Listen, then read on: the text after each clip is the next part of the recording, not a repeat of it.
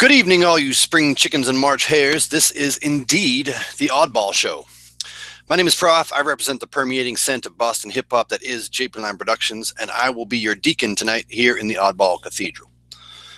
I am joined for this and every permissible podcast by the man known as the patron poet and prince of the ploppers, the founder and editor-in-chief of Oddball magazine, with thoughts as jagged as a Jackhawk 9000, now available at Walmart. Please say hello to Mr. Jason Wright. Hey everybody, it's Jason from the Oddball Show with Prof here on a lovely Monday. We're excited. We have a great guest on the show, so let's just get right to it. Right on, man. I second that. So our guest tonight is here to speak on a topic familiar to us at the podcast, central to what we do, mental health and peer support, but in a very particular population.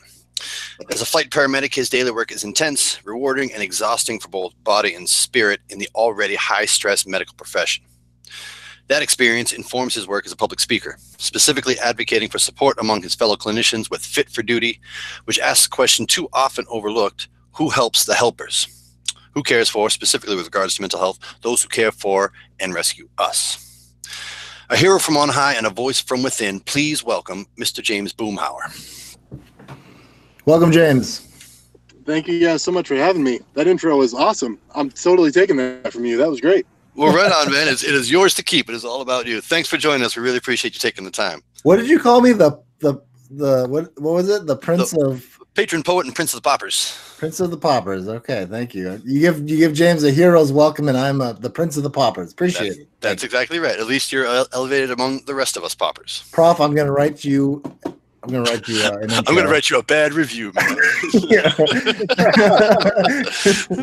For those of our listeners, please do join us on iTunes and leave us a good review of what you think of the Oddball Show here. But let's jump right into it. James, really, thanks for joining us. We know you have a busy schedule and a lot going on. So it has been a while since you and Jason met, but he hasn't stopped talking about having you on the show. So we appreciate it. Let's jump right into it, Jason. Why don't James, actually, why don't we start here? I was going to go a different way, but for the people who don't know, what is it that you do as a daily job? Sure. So my formal title is a critical care transport specialist.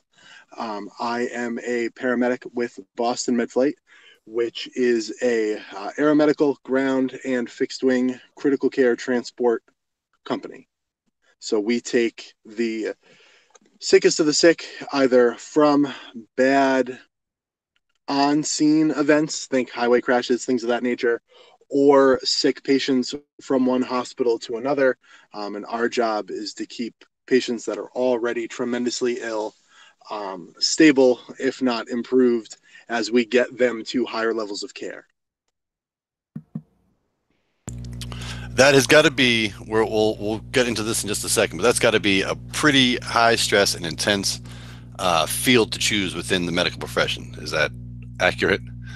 It absolutely can be, for sure. It is a very sought after profession, regardless of where you are and what company you do it for. It's an incredibly rewarding job, but it absolutely does come with a tremendous amount of stress, as oftentimes you are the Hail Mary in some instances, and you are the clinician that's come in to try to move someone after other clinicians have already tried and failed, or a hospital has reached the end point of the care that they can provide, and you're working to bridge that gap as you get to a hospital with better services for that patient. Wow. Yeah, that's just an incredible job to do on a daily basis. Yeah, just incredible. Thank you. I can't say it enough. I'm honored to be one of many that do this job. Yeah. So can you kind of talk about an average day for you as a flight paramedic, and you also are a teacher, correct? I am. Yep, I am. I work in education in a couple different facets. Most of my education revolves around continuing medical education for paramedics and EMTs and other first responders. So I do that in person as a member of Boston MedFlight. I'm one of the educators in our agency. I also work for a program called Distance CME, which is a online first responder, paramedic, and EMT certification company. So, so can you walk us through a day, an average day for you as a flight paramedic? I mean, I guess that's kind of like up in the air because you never know what your day is going to be like. But that was a solid pun. I liked it. That was great. I didn't want to say it, but well done, Jason. Well done. Yeah. So it's quite variable. It really is. I mean, the kind of purview that I'll give you is pretty uniform throughout all of civil service. So firefighters, EMTs, paramedics, the same rundown kind of exists. To give a little bit of background, when you talk to the critical care transport folk, the flight paramedics, remember that we're part of a 2-clinician team. So every time that you see a flight paramedic, you also see a flight nurse not too far away. Almost all of the programs in the country operate as a paramedic nurse team, and the flight nurse goes through the same additional credentialing and additional testing and additional certifications on the nursing side that the paramedic does on the paramedic side. So standard day starts whenever it starts, either day or night, depending on what base or what station you're coming out of. Many programs will stagger, this base will start at this time and this base will start at this time. And as you and I were trying to figure out a time to make this work, you remember I was saying, oh, well, I start work at 7 on this day. I start work at 9 on this day. I start work at 11 on this day. That's because I was going to a different base to do that work throughout different parts of Massachusetts.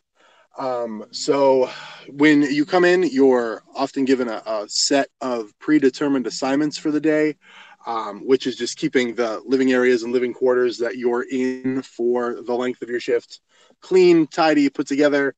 Our obvious obligation is to check whatever vehicle we're in. Again, I mentioned in Boston, we're a little unique as we have our own helicopters, our own ambulances, and a plane, all of which we can transport patients in. So depending on which one I'm supposed to be in on any given day, I have an obligation to check all of the medical equipment from top to bottom, make sure that everything that I may need to help someone is there, is in good working order. The medications that I need are there. And that is a pretty standard approach to the start of your day. And then you'll have supplemental tasks on top of that as far as other duties that you'll have to work through. Critical care transport is big on what we call public relations, where we will go out and interact with other members of the healthcare community to help advocate for utilizing us. We have a very robust ride-along and mentor program. So as we're doing all of our daily assignments, we'll have either observers or people that are interested in becoming flight paramedics or flight nurses, or students that are with us, and we work with them and get them set up and situated to be in whatever vehicle they're in. And that really is the start of any flight or first responders day. And from there, it really depends on who needs your help and where they need you to go. We have an entire communications team that receives calls for help, whether it is a hospital that needs someone to be transported to another hospital, or some paramedics or EMTs out in the field that need a helicopter to transport their patient or to add additional healthcare to their patient. And they give us the assignment as to where we're going to go, and we determine if it's safe for us to do that. And we go and then do the medicine. And it's kind of lather, rinse, repeat until the shift is over. Wow. So as I was listening to that, the thought that I was thinking of was, what happens if you, and I'm just thinking this off the top of my head, but what happens if there's like really bad weather and you have to go out and fly or use go in the helicopter or the plane? And, I understand a plane once you get up like a certain distance, but it must be kind of hard being in a helicopter in like really bad weather, right? Yeah, absolutely. There are a number of weather restrictions that we have. So you heard me say earlier that our communications center will tell us that there is someone requesting our services, be it an ambulance or a hospital, what have you. What then happens is the pilot, who is part of our team, will check and make sure it is safe for us to do that flight. So they'll check the weather where we are, they'll check the weather where the individual is, right? Whatever hospital or ambulance needs us, they'll check the weather to where we're going, what our end destination will be, and they'll do that continual assessment to determine that if it's safe for us to fly. We operate with an industry term known as an abundance of caution. So if there is any phase of the transport that may be unnecessarily unsafe, we won't do the transport. And more realistically, in specifically in Boston, is what that means is we may not go by helicopter, but we may work to facilitate another to get to you. So maybe instead of going by helicopter, we'll go by ambulance, or we'll incorporate with a local ambulance agency and transport with them as a flight paramedic and a flight nurse, right? That critical care transport team will take another ground ambulance to get to the patient. So if it's ever unsafe for us to do so, we won't go by air, but we'll try to facilitate a way to get there by other means. Let me ask you this too. You just mentioned the pilot, and you mentioned him in your fit for duty story, which we'll talk about a little bit later on. But so is the helicopter and pilot, are they a separate contract? Because he seemed he had a lot to do in the story in the particular story you told, as far as, going out and getting equipment, but obviously he's not a trained medical professional. No, that's a great question. In some agencies throughout the country, that's true. You have medical staff that is part of one company, and you have a aircraft and a pilot that is part of another company or another contract. In Boston, that's not the case. We operate our own aircraft, and our pilots are employees of Boston Medflight. So they're not a contracted employee. They're 100% our employee. We are our own, not to get too bogged down in FAA rules and regs, but we're our own Part 135, which means that we can operate all of that by ourselves. So when I'm interacting with a pilot or talking about how pilots and medical crew interact, those are Boston Medflight employees that are working alongside us. That's awesome to know. That's interesting, because I was one of the things we're going to talk more about the work that you do, but one of the things that popped up a lot when we were doing our pre-show, and is I didn't know anything about how the industry worked and whether you were a separate entity from the hospital, and whether the aircraft were separate as well. But yeah, I mean, in that story for Fit for Duty, it seems like you are well familiar with your pilot, and he is an integral part of your team. Absolutely, yeah. There are a couple big commandments in aviation and in flight safety, and one of them is called 3 to go, 1 to say no. So every single member of the team has to agree that a mission is safe for us to complete, and we're all in agreement of how we're going to complete the mission. And if anyone there, from the newest guy in the team to a 20-year veteran pilot, think that it is unsafe for any reason, that person says no, and the mission stops. And I tell you that because the pilots are obviously the ones with a tremendous amount of aviation knowledge and know the safe operation of these aircraft inside out, upside down, and backwards. But we always incorporate every single thing we do as a 3-person team approach, incorporating that pilot in there as well, and them for us, right? Just the same way on the aviation side of the coin. Right on. 3 to go, 1 to say no. That's pretty cool. With that, do you like to fly? You have any interest in, like, not necessarily becoming a pilot, but theoretically, would you like to be a pilot? Or is that part of why you've done what you do, or is it not really a factor? And if I can add to that, I'm actually. Go ahead. No, Jason. I'm sorry. Go ahead. I was just gonna say, I mean, as well as to answer to add to Prav's question, do you just love how exciting your job is? As well as you get to fly, and you never know what's going to happen, and it's just like it's just a very exciting job. They're sort of related. I mean, I was not totally related, but they are kind of. Yeah, no, I don't disagree with you. I I personally love aviation. I think that the industry and the science behind it and how it all works is amazing. It still occasionally boggles my mind that we can take a, however many pound or kilogram heavy helicopter and hover 10 feet above the ground or 1,700 feet above the ground. I am 100% with you. Yeah. Absolutely. As far as becoming a pilot, I'm not personally too interested in becoming a pilot, but I really went to Boston MedFlight. Jason and I might talk about this a little bit, but we realized earlier today that we were both from upstate New York. And from upstate New York, I moved to Maine to go to college. And in that, I passed about 4 other helicopter EMS agencies on the way. If you look at kind of the geography of what's where, all part of this group called the New England Air Alliance, which is a team of helicopter EMS and critical care agencies that operate in partnership with one another. So if you look at helicopter EMS and critical care transport throughout the nation, there is a lot of for-profit. There is a lot of competition as far as who's getting what patient. New England is awesome in the sense that they don't do that. We work all cooperatively with one another for the betterment of the patient always. And in that, one of the reasons that I really pushed to work at Boston MedFlight had very little to do with flying and had much more to do with getting to work with some of the sickest of the sick. So my end game when I got to critical care transport was to work with the sickest patients possible and the ones that were most in need.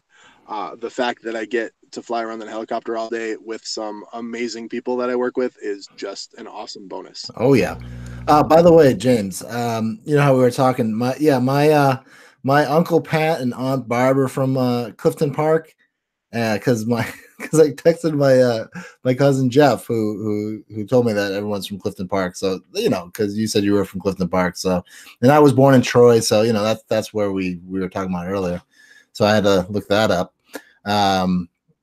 So yeah, just want to let you know that my Uncle Pat and Aunt Barb are from Clifton Park. So sweet, that's awesome. Small world. Absolutely, absolutely. Let me just ask you, point blank. How did you get the name Boomer? I stole it from my dad, actually. Really? So both my parents were in civil service in one facet or another. My mother was an emergency medical technician, which is the first level of credentialing you get in the ambulance. As you become an EMT. From emergency medical technician, you can go to paramedic school and become a paramedic.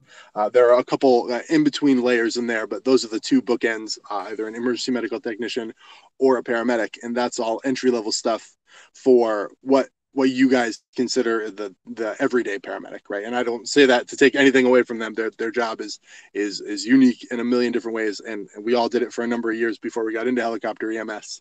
But mom was an EMT and a dispatcher, and my father was a paramedic. When I became a paramedic, I worked at the same squad that he worked at, and thankfully we just got rid of the junior because they just called me Boomer Junior because Boomer was my dad's nickname.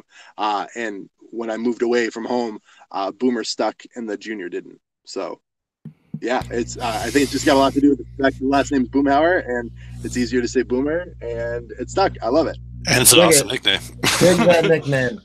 You don't want to know the nicknames they called me. Mr. Wrong, all sorts of crap that they used to call me. And it's 20 years out of high school, and I still think, man, those nicknames. But anyway, I mean, life is going much better for me since high school, and so yeah. So the name Boomer is your nickname, which is a cool nickname, and mine were not so cool.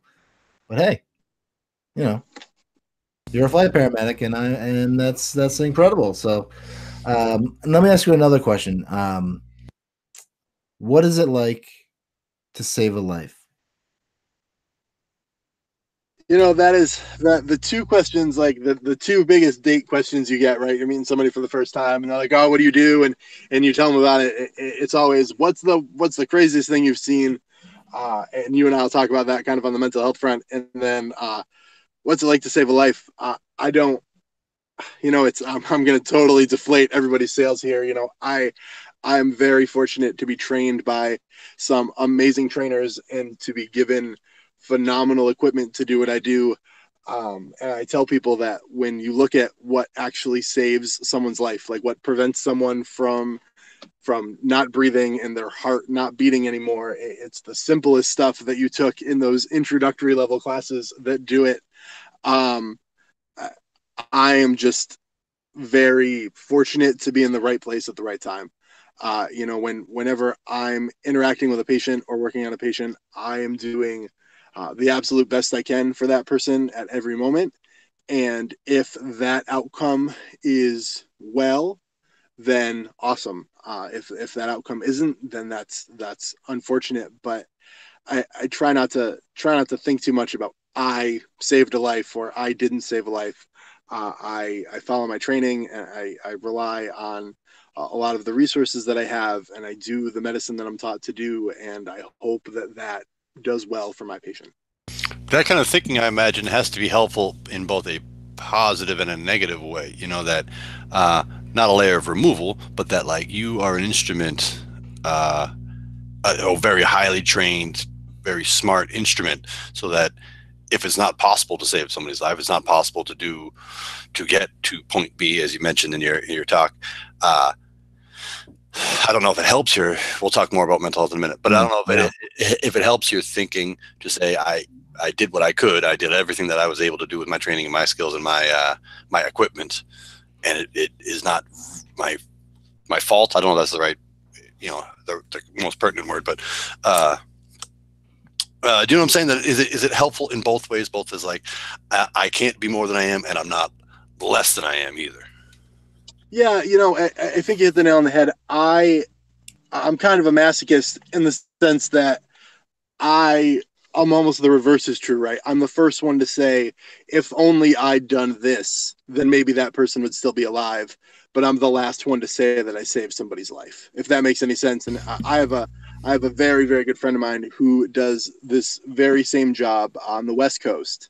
And she truly believes that the outcome is not hers, right? And if she does everything she was trained to do and she does it to the best of her ability, then that is what she brings to the table, right? Her obligation to this whole thing, right? Regardless of what your spirituality is, religion, belief, what have you, her obligation is to come in and do the best she can do every day. And the cards are going to fall. The cards are going to fall. And I have to say that, there are some losses, if you will, some deaths, some poor outcomes that are a bit easier to swallow than others.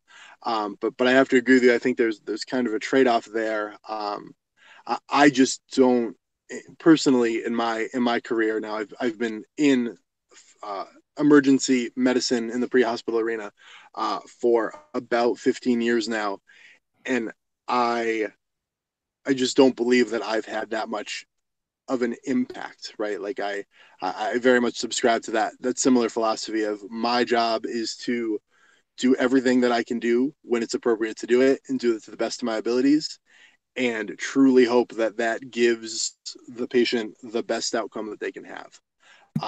Now mistakes I make and things like that are mine to own and mine to repair and mine to fix. But if I do everything I can, then that's really all I can do. So yeah, I think there's a layer of kind of back and forth to that for sure. Yeah, I gotta say, James, that I think that it's a very humble, stoic philosophy you have there. And it sounds like you're really a team player, and you've been in this for 15 years, so it sounds like you really know what you're doing. And I don't know, just to be able to be doing what you're doing, and the way you're talking, it just sounds like a very stoic philosophy that you live by. And I don't know, I think that's really great. And, as someone who is always striving for self-improvement, I'm reading stoicism on a daily basis these days. And I definitely hear some of that coming through in your humility and really what you do on a daily basis. So kudos. Thank you, Jason. I appreciate that. I think that 19-year-old paramedic James may have been a little different. Yeah. I think that I may have come home letting people know that I was the best paramedic in the world. And, thank God I was there to, start an IV, because that's the only reason that man's alive. And I think over time and and being humbled in medicine. I don't think you can talk to anyone in medicine who hasn't done everything right and still lost, right? Which is a terrible way to look at it, but that kind of thought process of you go to class and the class says read the book, and if you do the book, everybody's going to survive, right?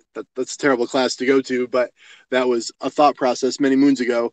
And when you learn that your role in the outcome is a bit smaller than we sometimes might think, I think it's a bit easier to just, like you said, go in and do everything you can do and stay humble and stay empathetic and try to be as best you can for any patient you need. I think it's really interesting how that that philosophy shapes that, like you said, 19-year-old you would have been probably different in the way you looked at it, but almost inevitably you're going to be shaped by your profession. You're going to experience something that is, I mean, I don't know what I would do if I were in charge of somebody's life and it didn't go the way I was hoping or the way that I was planning for. How you deal with that, I'm sure that's a bulk of what you talk about in your with Fit for Duty and with trying to work on mental health for clinicians.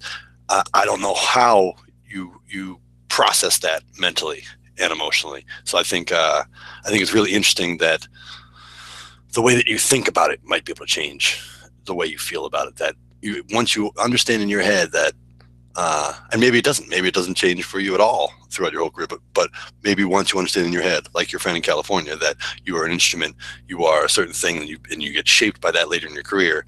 Maybe that's helpful to you on a mental level. I think it's a fascinating and difficult to imagine myself doing experience. Not that there was a question in there, I suppose. No, wasn't really a question there. But we are cruising right along here, as happens when we're having a good time on the Oddball Show. So I think it's actually a pretty good time to take a quick break and check out what's going on with Oddball Magazine. In the second half, we want to dig into some of those things that we were just talking about and leading off on the first half about some of the mental health work that James is doing among his peers, and what Fit for Duty is all about, and your experience at This Is My Brave with Jason. So we want to get into all of that in the second half. So please stay tuned. Jason, you want to give the people a little bit of a insight into what's going on in Oddball Magazine? Sure. We have a lot going on at Oddball Magazine, as usual. We had a poem by Mark D. Goldfinger with art from Fabio Sassi. Mark D. Goldfinger is from the Spare Change News. He's the poetry editor for them. So we're really psyched to have him, send his stuff over to us. We had a poem by Harris Carverley with artwork by Ira Joel Haber, our Brooklyn artist. We had a poem by Seth Howard with artwork from Regina Valuzzi, who, Prof, she's been with us since day one, and I have only good things to say about her. Right. We had our other columns. We had The Wise Words with Bruce Wise, Secrets of Skinny People with Jeffrey Fallon. We had my column. We had the Epic Autism Review with Flemings Bobrin. It's All One Thing with James Van Loy. So those are some of the stuff that we are doing right now. But that's a lot of contributors, man. Yeah. But I got more. So yeah, I know that is a lot. We have a lot of content, and shout out to Chad for everything he does for the magazine and all of our columnists. But I just want to let you know that we have our bookstore is available with new books on the way. We are going to be featuring Jacques Flory, who's been doing a lot of our. He does a lot of play reviews. He has a play column called 3 Cents, and he has a couple other columns that he does, and he was a poet laureate and an amazing writer, and we're really excited to show off some of his books on the site. There's an easier way to get in touch with us now. You can keep up to date with news from the Oddball staffers, including a newsletter that we're working on. And right now, you can't see, but I'm rocking a brand new Oddball hat, and that will be available for sale on the Oddball website. Swag. And personally, I was just on Sarah Benisi's podcast, Showing Up Anyway with Sarah Benisi, and I had a great time being super vulnerable, and really felt great opening up to her. And her podcast is available on iTunes and Spotify, and you can check out her website at showingupanyway.com. And my my truth reveal, or whatever you want to call it, the great podcast that me and her did, will be it'll be the 26th. It'll be on available on her website. So, and also you can catch it on Stitcher Radio, iTunes, and Spotify. So I guess that's what's going on at Oddball Magazine. And I think that's about 2 minutes. Right on, buddy. That's a lot going on. So please check them out at Oddball Magazine, the livest poetry magazine east of the Mississippi. You can follow Oddball Magazine at Oddball Magazine on Twitter and Instagram, and you can follow Jason at Man the Storm on both. You can follow me at Dr. Prof Esquire on Twitter and Instagram. And this is a collaboration between Oddball Magazine and JP Lime Productions. You can follow at JP Lime on Twitter, Instagram, and at Facebook. So come check us out. Come be part of our social network, and please go check us out on wherever you find podcasts, including iTunes. So you can leave us a lovely review of how interesting and wonderful and or strange you find us to be. We thank all the people that have taken the time to leave us reviews. We have quite a few up there. So thank you for doing so. And so, yeah, the podcast is available through the power of the internet right now on our two websites, Oddball Magazine and jplimeproductions.com. You can find it on our Twitter page, on our Facebook page, on our YouTube page, and then in a day or two, it'll be up where we find fine podcasts, including Spotify, iTunes, Twitcher, Spotify, iTunes, Stitcher, and then wherever else you find. That's like podcasts. Twitter if you just drink coffee all day. It moves really fast. It scrolls on its own. Very jittery. It's a very jittery platform. Also, if you caught us 2 weeks ago or 3 weeks ago, you saw us on Facebook Live, and that was a really fun time. And we're going to come back every once in a while with a Facebook Live show, so we can interact with you guys, because we had a blast last time doing it. Yep, we're still working on a little bit of the technicalities of it. But our thanks to Colgan B. Johnson for joining us for that cast. Our kind of soft open Facebook Live, and we'll definitely be coming back with that within the next few shows. Yep. So you can see our smiling faces. And I'm going to give a shout out to Colgan for being on the show and learning more about him and his philosophy. The guy's awesome. So thanks, Colgan, for being on our show. One more shout out before we get back to our friend James here. DJ LSP is an incredible, amazing, talented Boston hip hop producer, and he's responsible for the theme music that you currently hear at the beginning of the Oddball show. So our thanks to him. Go check him out at DJ LSP 1200 on SoundCloud and Twitter. Or Twitcher. I'm sure it's the same handle on Twitcher for him. I did about 1,000 of them. If you're smart. All right. So thanks for joining us. Thanks for listening to us. Leave us a review, and let's get right back to it. Our friend James is here joining us. We thank him for his time, and the way that came to be is Jason, you and James met at This Is My Brave. You all want to talk about that incredible organization, which we've mentioned several times here on the show, and how you two met.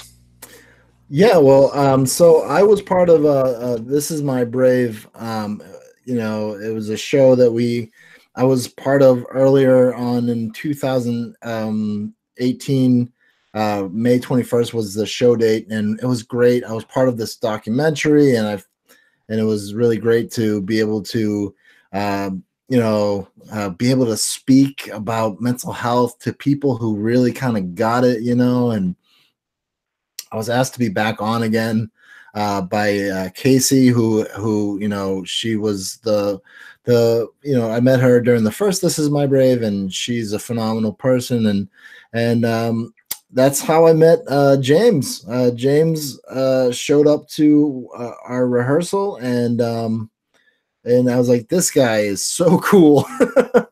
and then he starts after he told his story about being a flight paramedic, and it was just so humbling for me. I mean, I don't know, I did a poem about the importance of using using recovery-based language and things like that, which I'm really passionate about. And and then I found out a little more about James, and that he's also a peer specialist in his own career, and he told me a little bit about his story, and I just thought, he was amazing. And when he read when he delivered his speech at "This Is My Brave," you could hear a pin drop. It was so incredible. So yeah, I was kind of like, wow, this guy is amazing. I got to have him on my show and talk more about his life, because it's unlike many lives I've ever heard before. So that's how we met, pretty much. I don't know, James, do you want to speak on that, or? No, you absolutely, you hit all the bullet points. As you both know, and as your listeners will know, I speak primarily to healthcare providers in all facets, because while my niche is in pre-hospital medicine and emergency medical transport, every clinician, from the urgent care tech to the trauma surgeon and everyone in between, can appreciate and can feel kind of some of the things that I was feeling and that I talk about. And it was a very interesting challenge to hear about This Is My Brave and their message, and then take a talk that is very much designed for medical providers, with jargon and explanations and case reviews, and just very medical, and try to give the same emotion without losing anyone that isn't a paramedic or an EMT or a nurse or a physician. When I went to the kind of open call that they had, they set you up for a read, and they tell you that you have like something silly like 45 seconds. I'm making that up, but like you have like a really short period of time to give this whole story.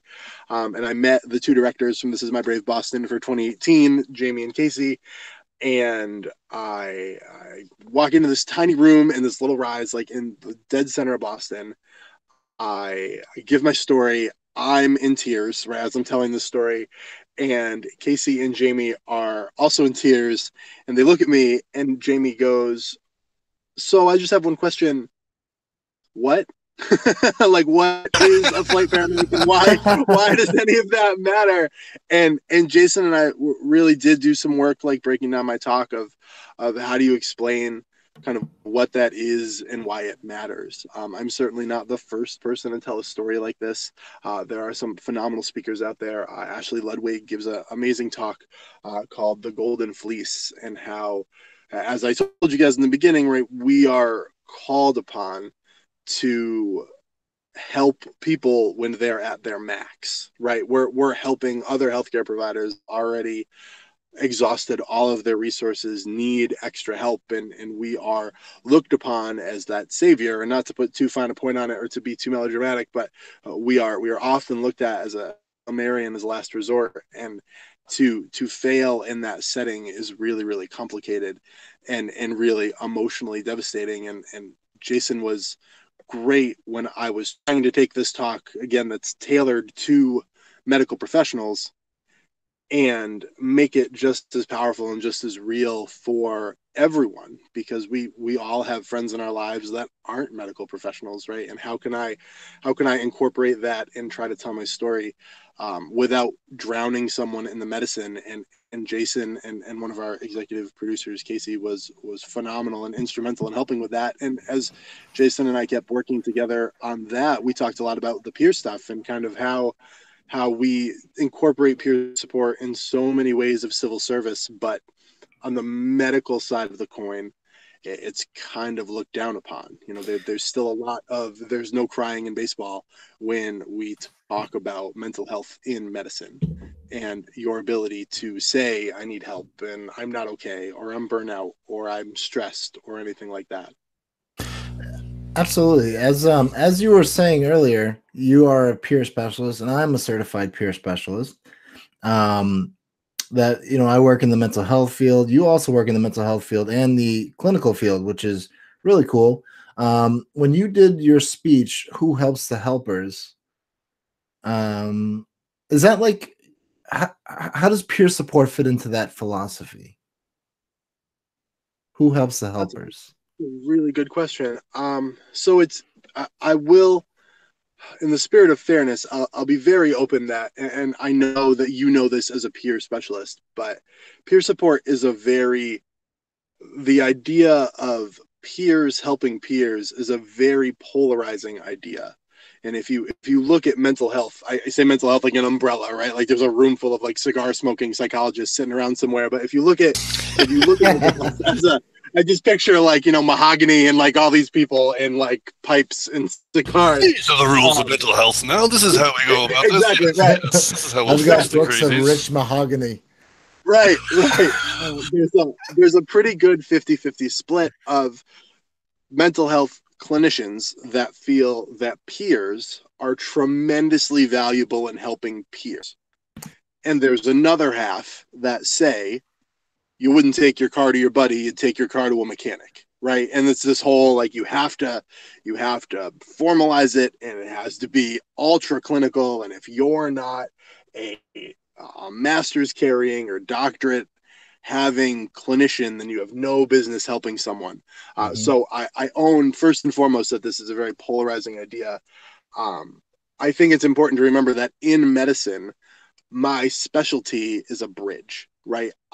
My profession exists to give people very specific training to be the most immediate and earliest care that you'll find, and let that evolve naturally over time, right? Like an EMT course is stop the bleeding, open the airway, and do CPR if someone's heart's not beating. It's very, very fundamental stuff. And I incorporate that ideology in peer support, right? I am not a licensed mental health counselor. I am not a psychiatrist. I'm not a psychologist. But I have, just like Jason, just like a number of other people, taken peer support specific training and do hold credentialing in peer support, as do a number of my colleagues. And we utilize that to help one another. And I know this is getting a little long-winded, so I'll try to wrap it in. But you know, Casey and Jamie's response to my story was the perfect reason why peer support is so invaluable in medicine.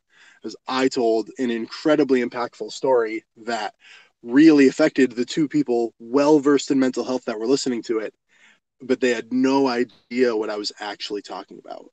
When a paramedic or an EMT or a nurse or a physician come to another healthcare provider, I know what they're expressing. I understand, and I don't want to say I know what they're feeling in a condescending way, but I understand the frustration, the sadness, the anger of not being able to do this, or not getting out of work on time by 4 hours, right? Being 4 or 5 hours late from work, or not being able to get to the person that needed help.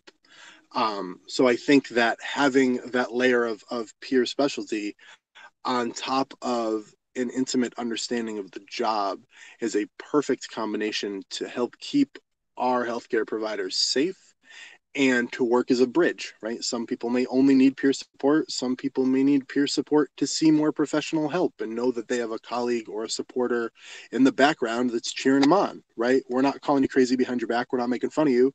We're asking you how therapy went today. And I think that layer in such a fraternal based civil service is really, really important. I think it's really interesting because you know that thing you were just talking about well, peer support, and the reason it being so important is because you understand from on an experiential level what somebody's going through has got to be exponentially more important for a field so specific that you know the people that we've talked to that are peer specialists or peer advocates previously on the podcast, that's the thing that gets them is like, I've been through this thing, so I am suited in a way that a highly trained, highly accredited, highly, a clinician is not necessarily, because they haven't been through my personal mental state. For you guys, for first responders and people who have been through the very specific experiences you've been through, who else is going to know what you're feeling or how to deal with those feelings? So I think, that basis of why parent support is so important is only increased for you all. I have to agree with you, and I think too that there's the other layer of something that you all know all too well, of stigma and can I say I'm not okay. Right. Early talks when Jason had asked for some of my talks, the early ones were titled "It's Okay to Not Be Okay." And coming from programs and agencies and just a medical background that said, if you're going to cry, you better do it in a bathroom somewhere and you better have the water running, right? No one on your platoon, your shift, what have you, can know that the paramedic is crying right now because the paramedic is the leader of this team. And if you show that weakness, then how can they rely on you? And what that breeds is the youngest and the newest and the most fragile from saying, oh my God, well, I know that I'm going to say I'm okay, or I'm not okay, excuse me. I know that I'm never going to say I'm weak. I know I'm never going to say I need help. And what I found most beneficial when I give these talks and when I work with the Boston MedFlight peer support team and the clinicians that have helped me foster this program, one of the biggest things we're doing is we're visualizing or making more visible your resource report. You can come to me and say that call sucked. I know it sucked. It's okay. Talk to me about why you feel that way and know that there's zero judgment because, as Jason and I talked about a long time ago, I was known as the clinician that went to therapy, and I took a lot of flack for that for a while. Right? It was a deviation from the norm. And is he strong enough to do this job? Can he mentally handle it? And to try to change that viewpoint and say, not only am I strong enough to handle it, therapy and counseling is what made me stronger and what made me a better clinician over time, will helps change that purview and reminds us that we are stronger together. It's so, I don't want to say infuriating, but it's so frustrating to me because so many things in medicine are team based. When I talk to clinicians, I say something simple, starting an IV. If we had a paramedic on our team that couldn't start an IV, 5 people would sit with this person and work with them until they were one of the best IV starters in the game. Right. And that's just how we approach these very fundamental and technical problems. But until recently, somebody came to us with tears in their eyes because they were upset that a baby died, we would shun you.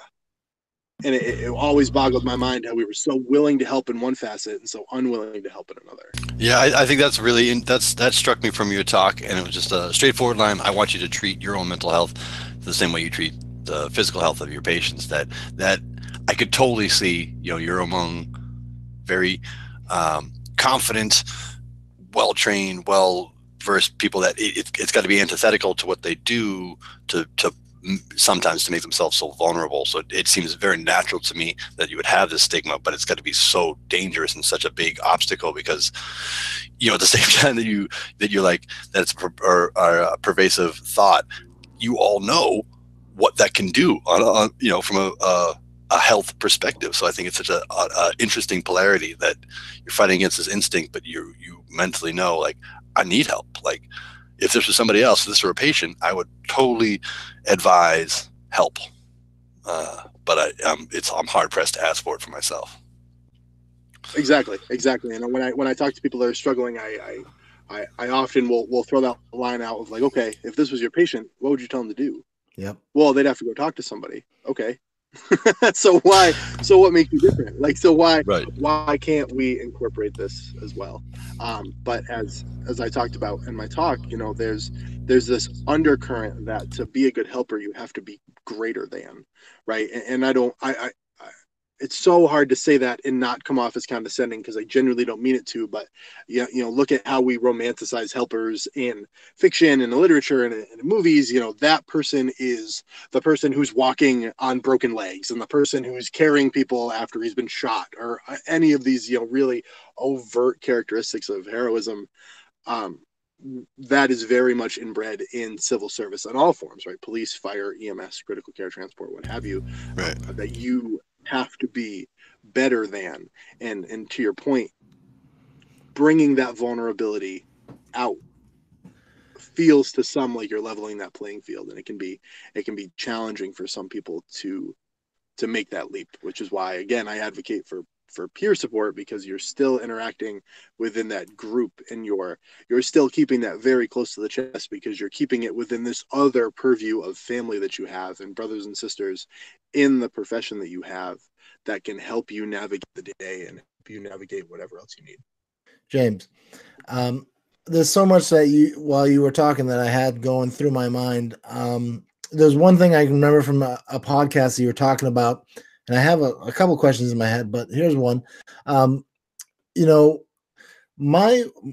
way of peer support is different because I don't necessarily, I walk the same road with the people that I support, right?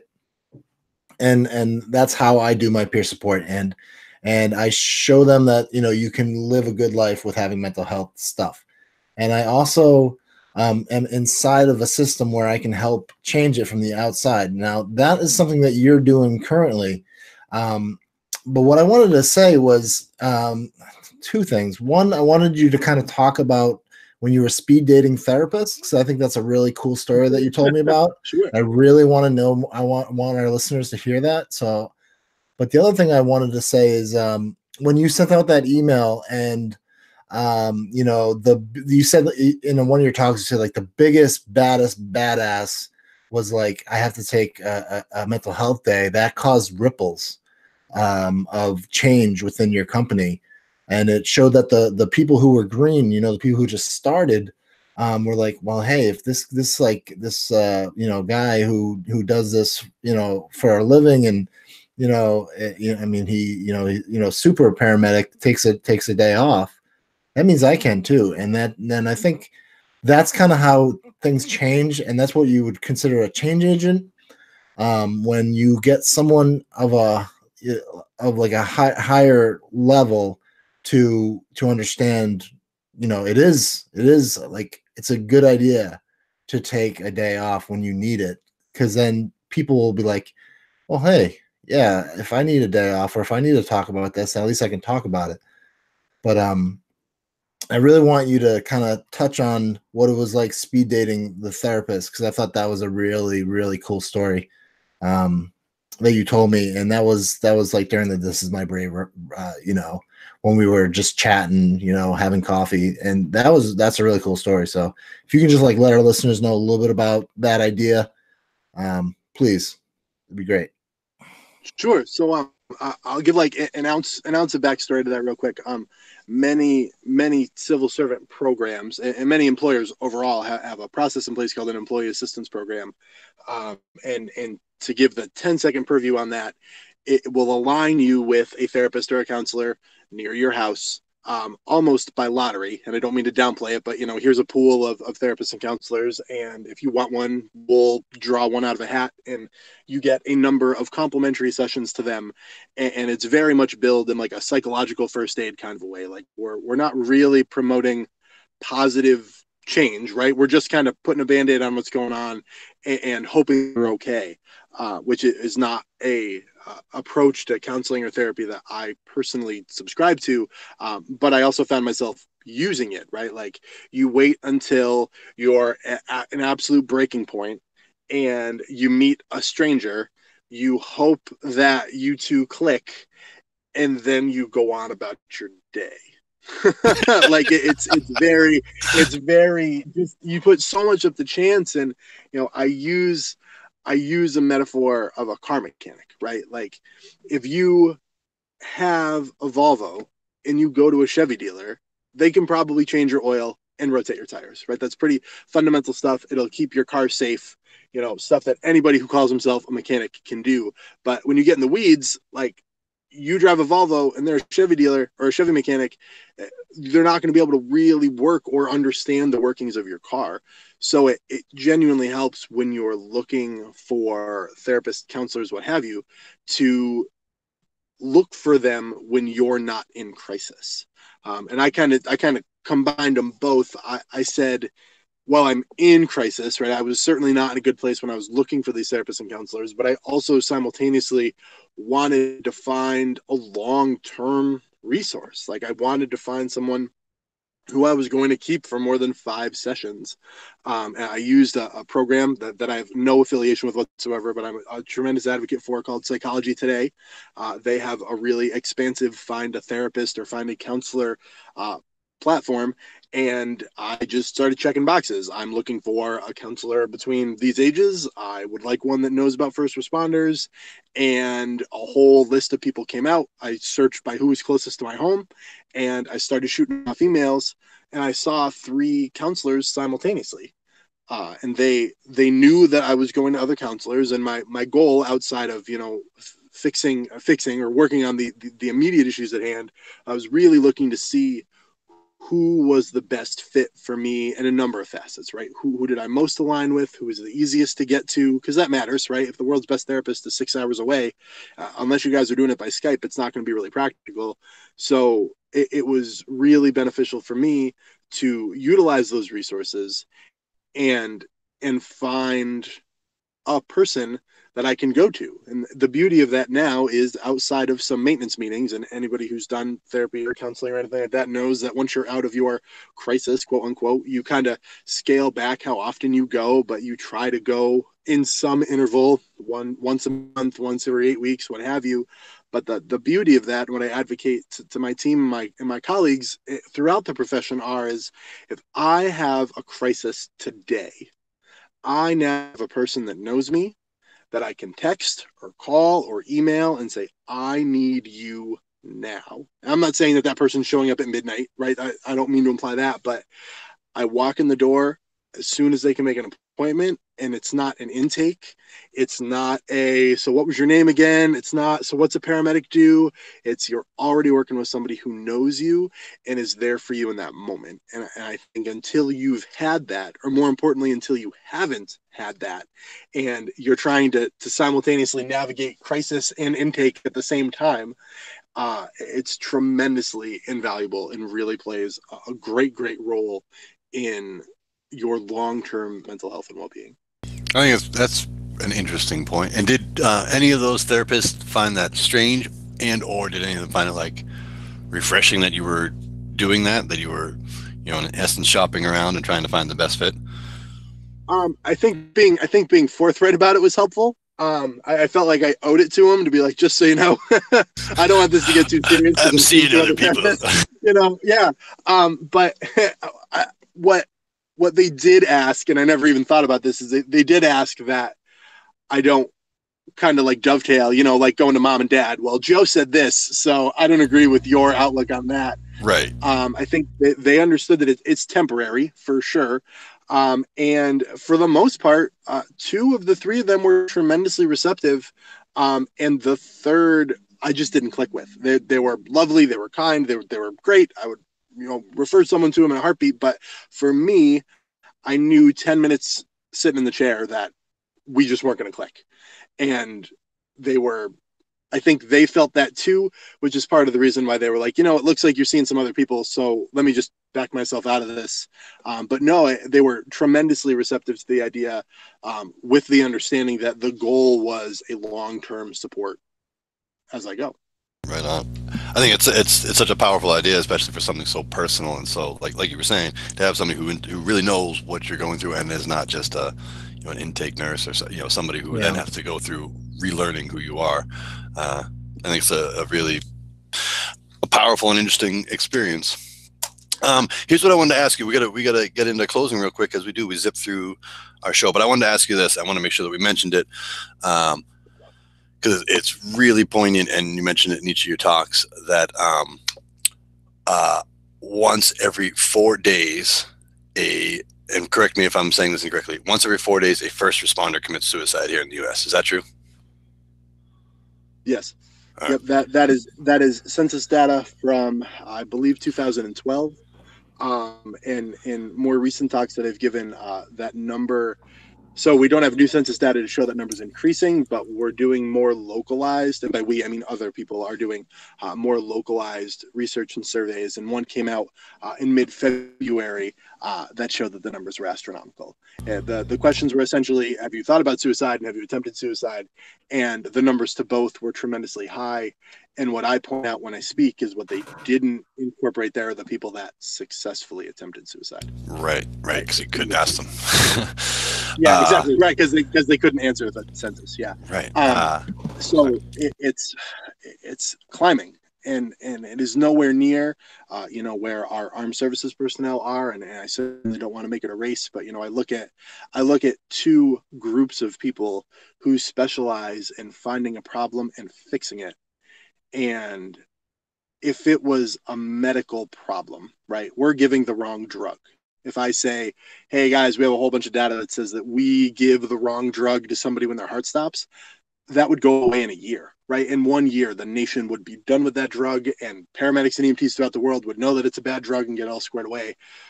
We can, and I genuinely hope that with my advocacy and the advocacy of a number of other people in this game, we will make that the same change, and we will make it okay to talk about your mental health, and we will watch that number decrease rather than increase.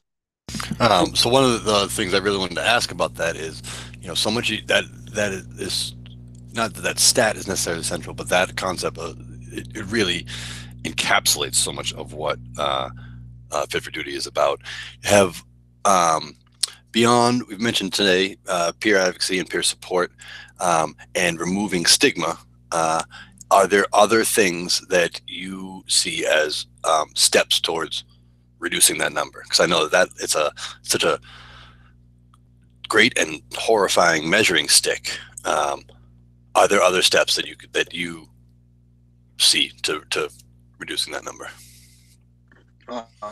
That's a great question. I think that it still kind of dovetails to those core points, right? Those core principles. I want my brothers and sisters in this profession to know that it's okay if they're feeling stressed, anxious, scared, suicidal, right? That is okay to feel that way, and you do not have to hide. You do not have to pretend you're okay.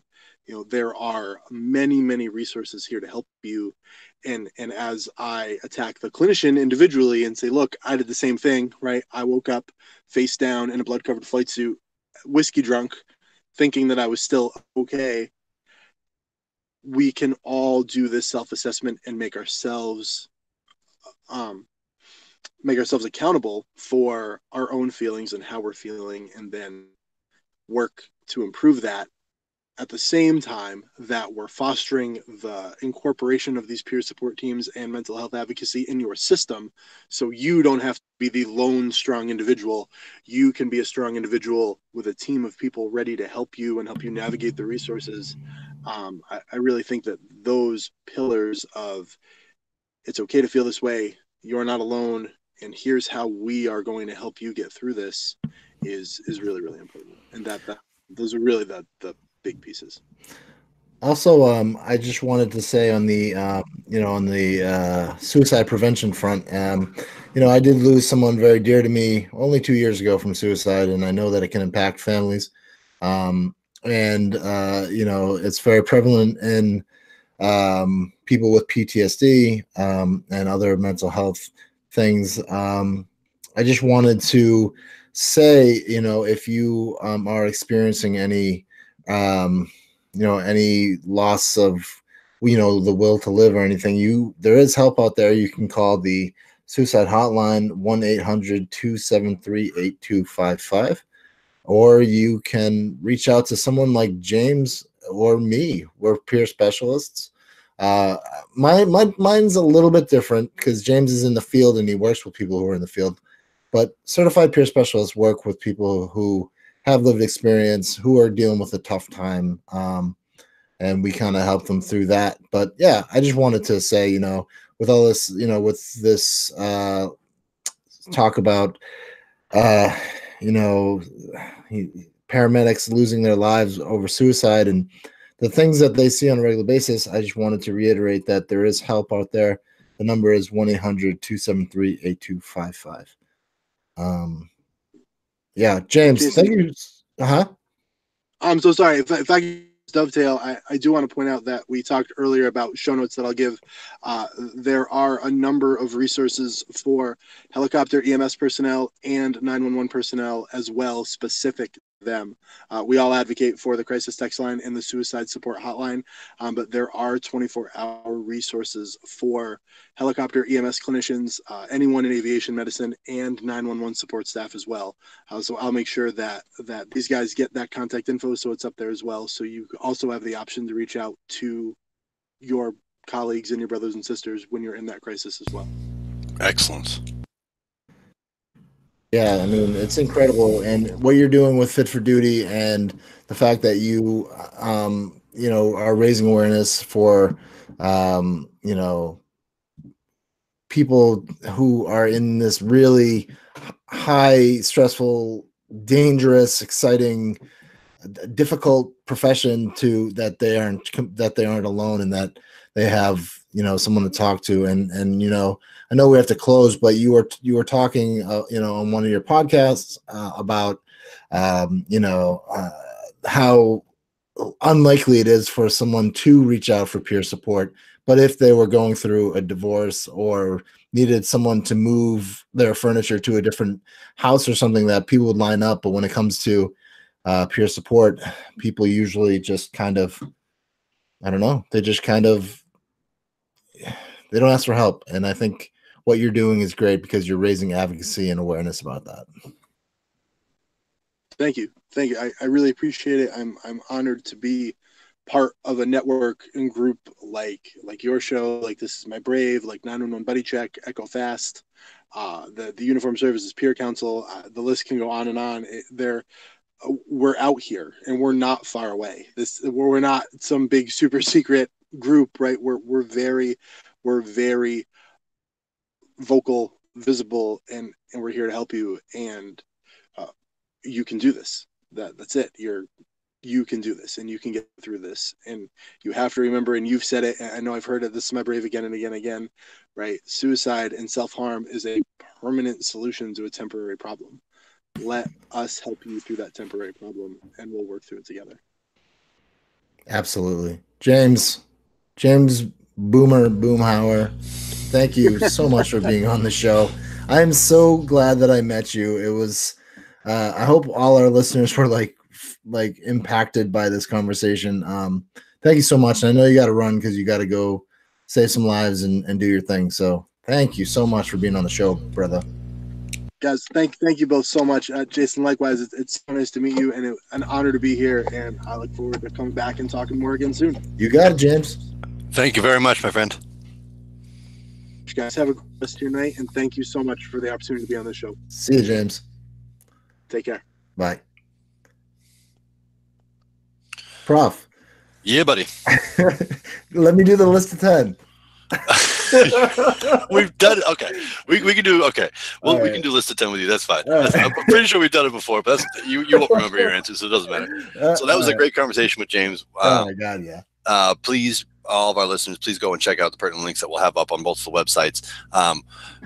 Specifically, if we're reaching somebody who is a first responder or other clinician, other medical professional, first of all, thank you for tuning in. And secondly, if you're going through something like this, hopefully talking about it even from somebody who is not involved in your field, and providing, as James was saying, a bridge, something to reach where you're trying to go, and find resources that are so specific and important to what you do. Go search them out, go ask for help. So yeah, our thanks to James very much for joining us, and check out all our pertinent links. But yeah, so we're going to close out the show as we always do with a list of 10. James literally had to run and go get on a helicopter. He was broadcasting from his car. That is absolutely true. Broadcasting from his car because his schedule is serious like that, and was kind enough to take up the time. But he literally had to go hang up the phone in his car and go get in a helicopter. So what we're going to do now, instead of doing the list of 10 with James, we're going to bounce on over to our good friend Jason with the list of 10. Right. Should I do odd news real quick too? Just 2 seconds into odd news. Sure, if you'd like to do some odd news, right, go for it, my friend. Okay, ready? Give me a little drum beat. Today in odd news. Odd news. Let's just end. All right. So here's some poetry happenings that are happening. By the way, when I said a pun earlier, I didn't know what was the pun? Well, I guess we'll have to talk about that off air because I don't remember what it was. If any of our listeners, I remember what it was, and I'll tell you off air. But if any of our listeners happen to have caught our pun in the first half that Jason did not catch as he made it, please send it to him at Oddball Magazine on Twitter and Instagram. It was keenly related to our guest. So yeah, I thought it made total sense, but I was like, I know I said something. All right, hey, odd news. So this just in, there's a really great poetry happening on April 27th. So first of all, you go see Tony B's Jam from 3 to 5. She's releasing her new book, 22 again, at the Middle East Restaurant. Then head over to the Dudley Square to see the Amazing Woman Poetry Showcase at the Dudley Cafe from 6 to 9. That is April 27th. That is awesome. Please go to that. Dudley Square in Middle East or in Cambridge and Boston. Check it out. So on the mental health advocacy front, there's a movie that's playing at the Mother Brooks Arts and Community Center. It's called It's Just Anxiety. It's a film by Rise Documentary Film Series. And that's April 2nd from 6:30 to 9 at the Mother Brooks Arts and Community Center. And if you are in the following areas, you can check out This Is My Brave live. April 6th, you can check them out in Baltimore. April 7th, DeKalb, Illinois. April 26th at State College, Pennsylvania. April 28th, Houston with one of our favorite people, Casey, who's awesome. Shout out to her. Yeah, those are some odd news. And real quick, shout out to Eliza Williamson for everything she does. She is just a remarkable person. I just want to shout her out. Cool, man. All right. There's a lot of great poetry happenings. I'll make sure to get those up on I happen to be working with Rec Shop and their hip hop event page, so I'll get some of those up. They like to have poetry and other things related to hip hop up on there. So we'll get all those poetry happenings up there.